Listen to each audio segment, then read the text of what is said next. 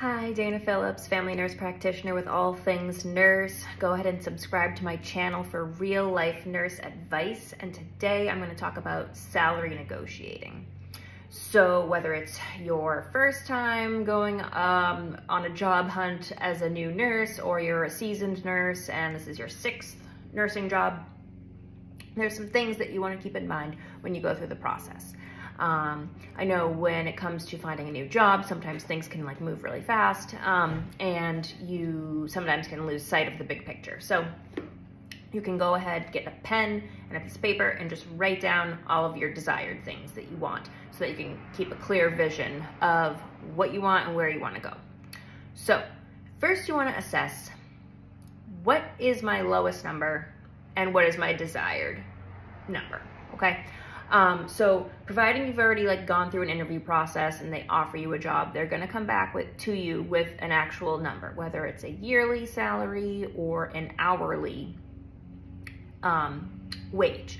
So you want to be able to get that information from HR and then have the confidence to tell them, I'm going to go ahead and think about it. I'll get back to you within 24 hours. Or you can just negotiate right there on the spot at the time of the actual offer, if you feel ready to do that and if you already know what numbers you're looking for.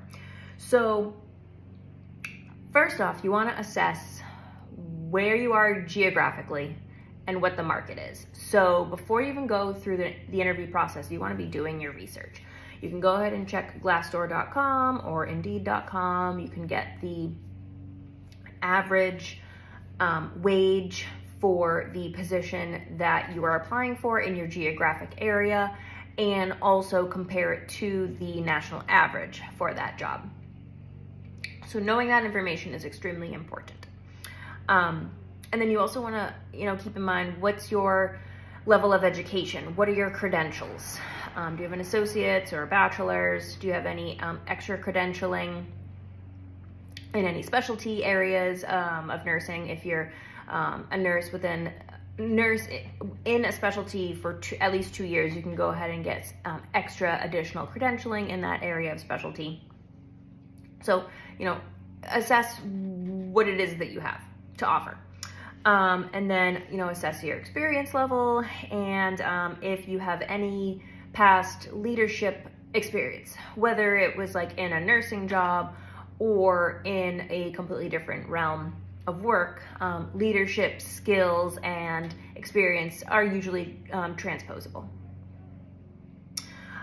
So then you want to evaluate reasons why you think you would deserve a higher salary, and you want to just kind of keep those in mind, write them down, and you want to make these very specific things, things that I kind of already talked about, past achievements, leadership history, years of experience or expertise. If you have expertise in some,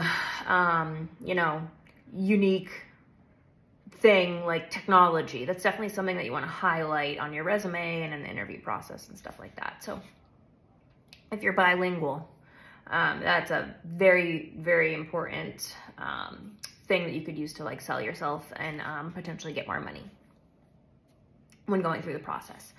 And then once you get all that stuff situated, and you want to kind of rehearse through your head or with a friend or family member or even in the mirror. I know that sounds weird, but you can rehearse how you want to present your negotiated numbers to the organization or facility that has offered you a job.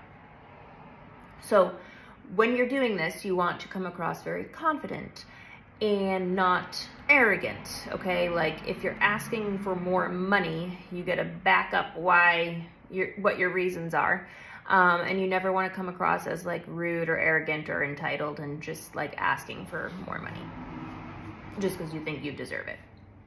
I mean, I totally get it. We all know our worth. We should all know our worth and want to increase it in any way capable. But yeah, you want to do it in a very tactful way. And then you're going to go back to the HR people and with your negotiated numbers. And the worst thing they can do is say no. If they say no, then they potentially will come back with another negotiated number. So you guys can kind of go back and forth on that. At the end of all of it, you want to ask yourself, like, if you have a few jobs in the pipeline, it's like, do you want the job that like is paying the most, but you don't necessarily want that job the most? Or do you want a different job so badly, but like the pay is not that great? You want to like ask yourself, what exactly is going to make you happy? Personally, for me, money talks. If I were to take the job that I wanted more, I'd be more excited about it. But over time, there is going to be that resentment that builds up if you're not making the amount of money that you either need to make and or want to make. So definitely something to think about.